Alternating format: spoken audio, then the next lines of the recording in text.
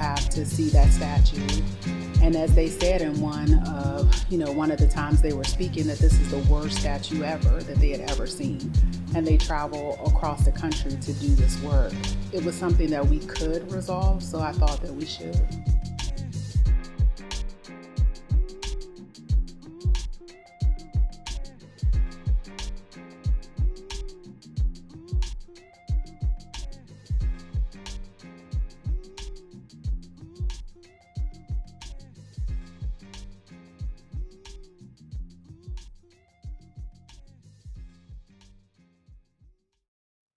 So Sacagawea came up as a thing to work on because one of the first things I did, since I am only here because of Holly Edwards, is to figure out what was kind of left undone from her goals and how to expand those, or based on conversations that we've had, make them grow or stretch. So Home to Hope was one of those things. She started the Reentry Council and did some stuff over, a decade ago. So I'm really just making improvements and seeing things through that were started.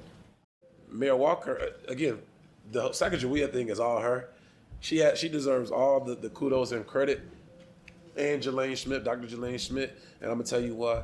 So for me, again, I thought it was a no-brainer. Let's, move the statue.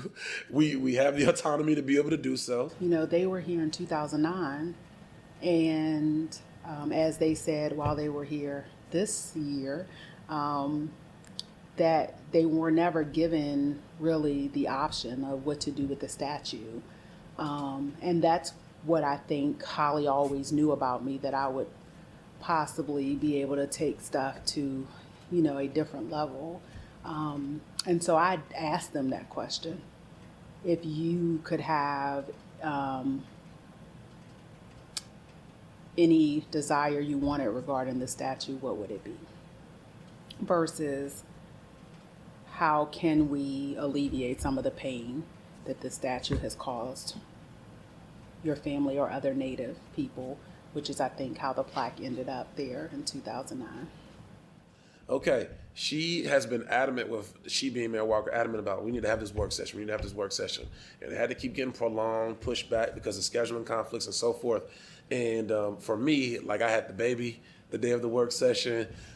I wasn't even planning on coming. I'm I got kid stuff. My wife had left for the weekend. I'm telling everybody business.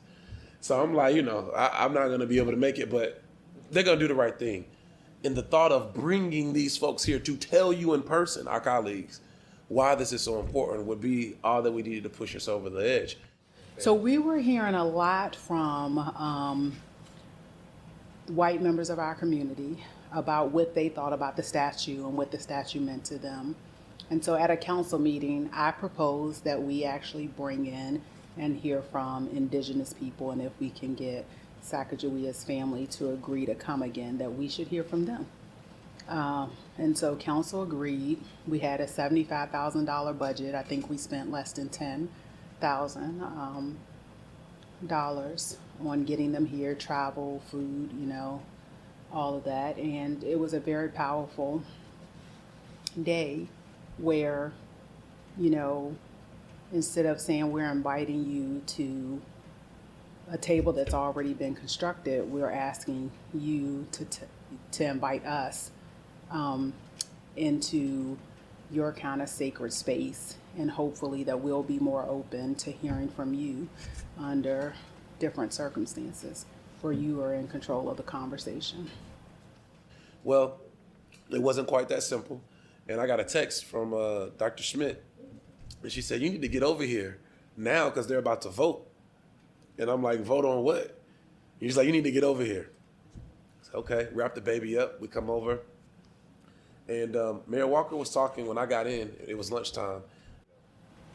It was a great day. It was good. The day went well. I think at some point that things are going well. we didn't set out the day to end up with a resolution, but since I had asked them, what are your ultimate desires? And when they asked for a vote, I immediately set things in motion to get a resolution going, and so we could have something to vote on. There was a little debate from the other counselors about whether that was protocol or not and whether it was legal. And once that was cleared up, we were able to vote. And there was some hesitation and fear from some of the other counselors, and it's recorded, so you can go back and watch. But I think we owed it to them. This wasn't just about 2019. They had been here 10 years ago. And then for all the indigenous people who have to see that statue. And as they said in one of the times they were speaking, that this is the worst statue ever that they had ever seen. And they travel across the country to do this work. It was something that we could resolve, so I thought that we should.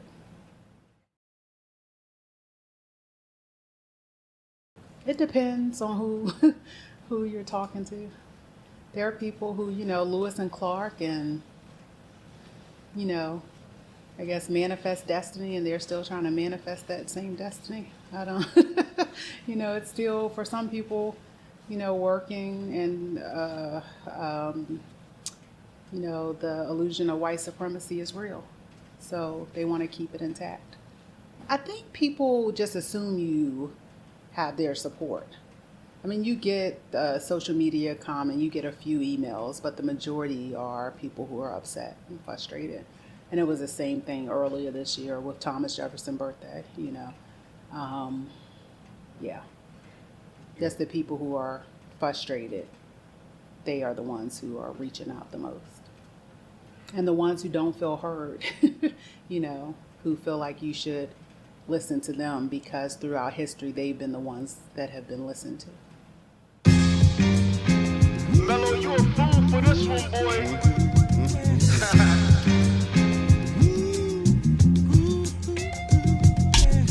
In 96, we was in the Estes parking lot. I'm not a talker, so you never hear me talk a lot. I'ma tell a story of what happened back then. It's the story of some enterprising black men.